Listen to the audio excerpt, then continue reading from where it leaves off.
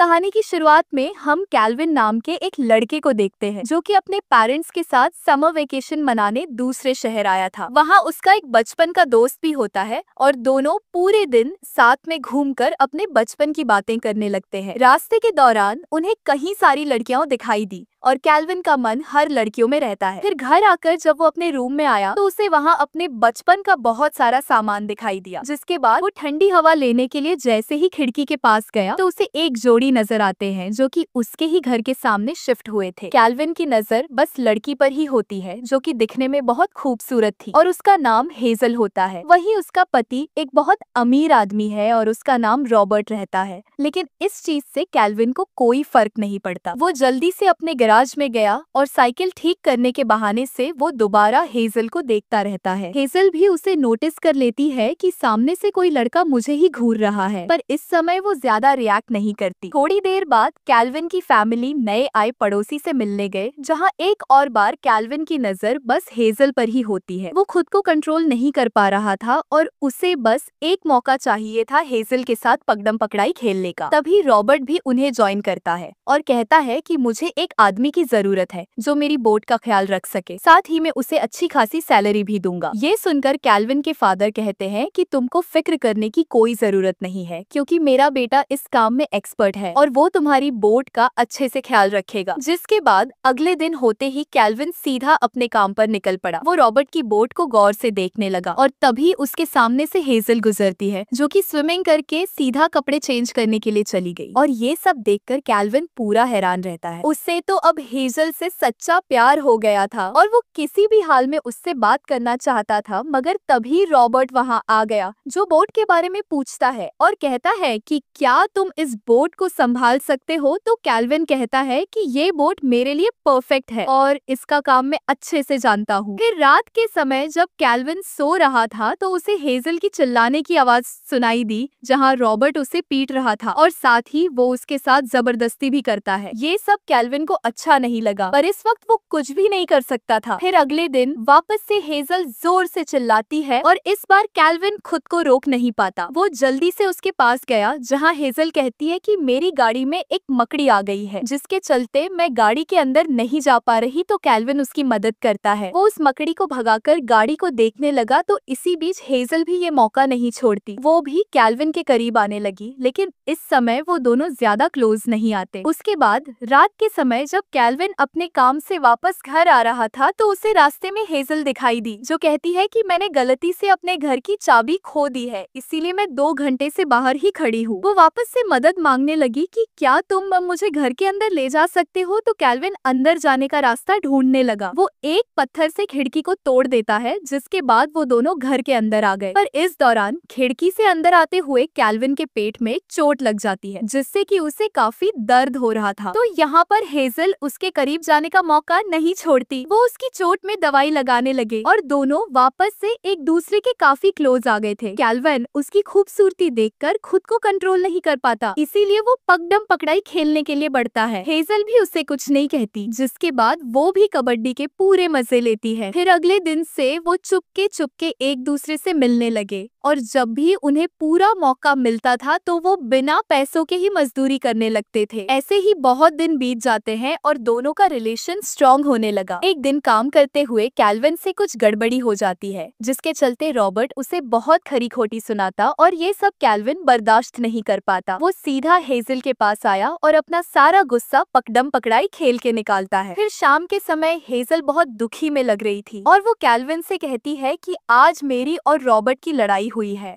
और उसने मुझे बहुत पीटा है। कैल्विन को भी ये सुन के बहुत बुरा लगा और वो कहता है कि तुम टेंशन मत लो, एक दिन में रॉबर्ट को अच्छे से सबक सिखाऊंगा। ये सारी बातें कैल्विन अपने दोस्त को भी बताता है कि मैं एक शादीशुदा औरत से प्यार करता हूँ और वो दिखने में बहुत सुंदर है। उसका दोस्त कहता है कि तुम जरा संभाल के रहना क्योंकि आजकल की लड़कियां कभी भी धोखा दे सकती है। मगर कैल्विन अपने दोस्त की बातों को सीरियस नहीं लेता। रात के समय अचानक से हेजल उसे अपने घर बुलाती है, जहाँ कैल्विन देखता है कि रॉबर्ट जमीन में गिरा हुआ और उसकी मौत हो गई है। हेजल बताती है कि आज फिर से हम दोनों के बीच लड़ाई हुई है और गुस्से में मैंने एक भारी चीज से रॉबर्ट को मार दिया। वो बहुत डरी हुई थी और कहती है कि मुझे किसी भी हाल में बचा लो। तो कैल्विन कहता है कि तुम्हें घबराने की जरूरत नहीं है, क्योंकि अभी किसी को भी नहीं पता कि रॉबर्ट मर चुका है। वो कहता है कि हमें लोगों के सामने नॉर्मल बिहेव करना होगा ताकि किसी को भी हमारे ऊपर शक न हो। उसके बाद वो रॉबर्ट की लाश को एक बोट में ले जाता है, मगर ये सब करते हुए दूर से इसे सिक्योरिटी वाले ने देख लिया था। उसे लगा कि इतनी रात को रॉबर्ट अपनी बोट में कुछ काम करने आया होगा। तो कैल्विन भी बिना डरे रॉबर्ट की तरह बिहेव करने लगा ताकि सिक्योरिटी वाले को उस पर शक न हो। उसके बाद वो सीधा रॉबर्ट की लाश को बोट में रखता है और आग लगाकर वहाँ से चला गया, जिससे कि सारे सबूत जलकर राख हो जाते हैं। अगले दिन मौके पर पुलिस भी आ पहुंची, लेकिन उन्हें किसी पर भी शक नहीं हुआ। इस केस की इन्वेस्टिगेशन शुरू हो गई, जहां बाहर से एक लेडी ऑफिसर को बुलाया जाता है जिसका नाम आंत्रा होता है। वो हेजल से पूछताछ करने लगती है कि तुम्हारा रिलेशन रॉबर्ट के साथ कैसा था। तो हेजल भी बिना डरे सारे सवालों का जवाब देती है, जिसके बाद ये केस और भी दिनों तक चलता है। जहां एक दिन सिक्योरिटी गार्ड पुलिस को बताता है कि मौत के एक रात पहले मैंने एक आदमी को देखा था जो कि रॉबर्ट की तरह बनने की एक्टिंग कर रहा था ताकि मेरा उस पर शक न जाए। फिर पुलिस वाला कैल्विन से भी कुछ सवाल जवाब करने लगा, मगर वहाँ से भी उन्हें कुछ भी पता नहीं चलता। एक दिन जब रॉबर्ट के घर की चेकिंग हुई तो आंतरा को एक टूटी हुई खिड़की दिखती है, जिससे कि उसका शक हेजल और कैल्विन पर जाने लगा, क्योंकि वो दोनों ही रॉबर्ट के सबसे करीब थे। इसीलिए वो बार बार उनसे पूछताछ करने लगते हैं ताकि उन्हें किसी चीज का सबूत मिल सके। वहीं एक शाम कैल्विन और हेजल एक साथ थे, जहां वो पुलिस की इन्वेस्टिगेशन से बहुत डर चुके थे। पर हेजल कहती है कि हमें इतनी जल्दी हार नहीं माननी होगी, क्योंकि पुलिस वालों को कोई भी सुराग नहीं मिला और जल्दी ही ये केस यहीं पर बंद हो जाएगा। लेकिन तभी छानबीन में पुलिस को टूटी खिड़की से किसी का खून मिलता है और जब उसकी टेस्टिंग होती है तो वो खून कैल्विन का होता है। थोड़ी देर बाद पुलिस वाले कैल्विन को अरेस्ट करने के लिए आने लगते हैं और इस बात की खबर कैल्विन को भी लग गई थी। वो जल्दी से दौड़ते हुए सीधा हेजल के पास आया और कहता है कि मैं फंस चुका हूँ। ये सुनते ही हेजल भी अपना असली रूप दिखाती है। वो खुद ही अपने कपड़े फाड़ने लगी और पुलिस को झूठ कहती है कि कैल्विन मेरे साथ जबरदस्ती करने की कोशिश कर रहा था। पुलिस भी उसकी हालत देखकर कैल्विन को गिरफ्तार कर लेती है, मगर पुलिस को अभी भी कुछ गड़बड़ लग रहा था और तभी कैल्विन कहता है कि मैंने रॉबर्ट को नहीं मारा, उसका मर्डर किसी और ने किया है। वो एक रिक्वेस्ट करता है कि आप मुझे आज के दिन का समय दे दो, मैं साबित कर दूंगा कि